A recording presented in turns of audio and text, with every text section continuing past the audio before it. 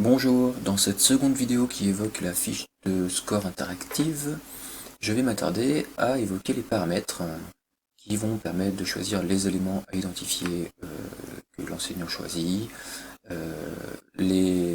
comment paramétrer les graphiques qui sont ici, etc.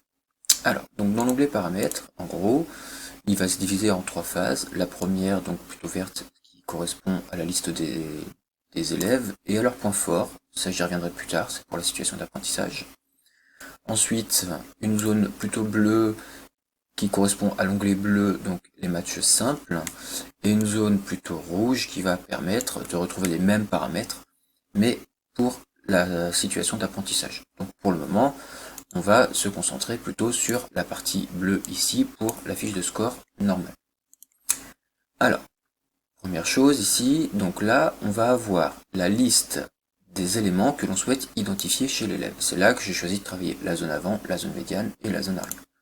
Si j'ai envie de mettre fixé, débordé, espace libre,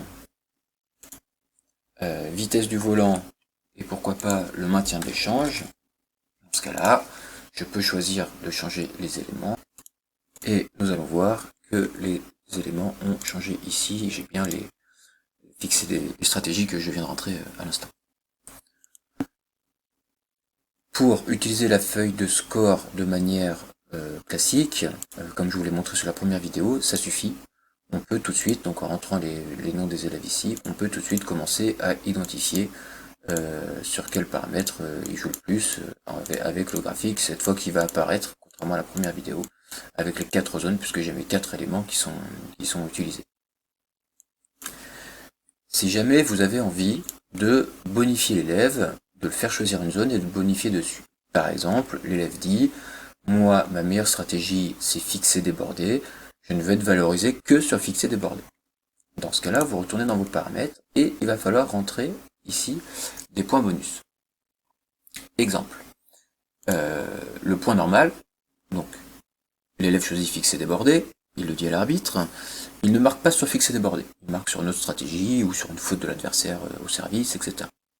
Moi je considère que il n'a pas forcément à être trop valorisé, donc je vais lui dire que il va gagner un point de bonus. On aurait pu mettre 0. En revanche, ici, sur les points importants à marquer, on va pouvoir lui attribuer plusieurs points de bonus. On va partir par exemple sur 3 bonus. Ce qui fait que si l'élève ici marque sur un point normal, on va voir que l'aiguille va monter d'un point. Si il marque sur sa stratégie qu'il a choisie, donc là en l'occurrence l'arbitre ne choisira que fixer débordé, il oubliera les autres stratégies, il va marquer 3 points d'un coup. Et s'il continue, il va marquer encore plus de points.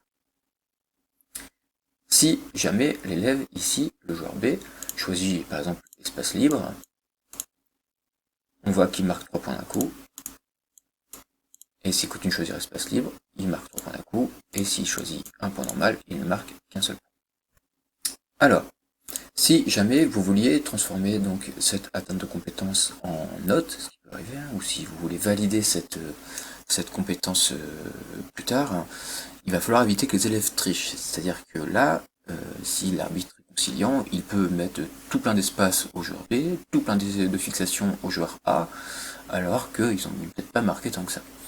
Donc il y a un système intégré dans les paramètres ici qui est le malus.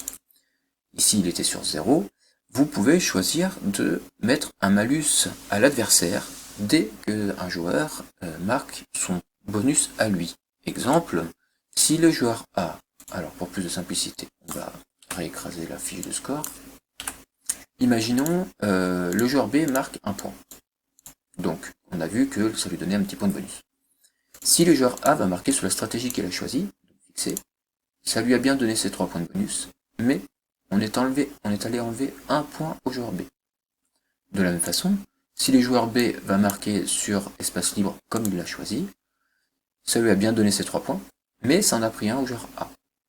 Et ainsi de suite, au fur et à mesure, si plus les élèves marquent de bonus, plus ils vont avancer, mais ils enlèvent un petit point, ce n'est pas énorme, hein, mais ils enlèvent un petit point au joueur adverse.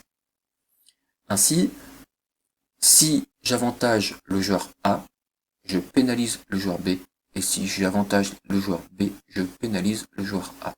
Et donc les élèves sont moins amenés à tricher qu'en temps normal, que s'il n'y avait pas ce malus.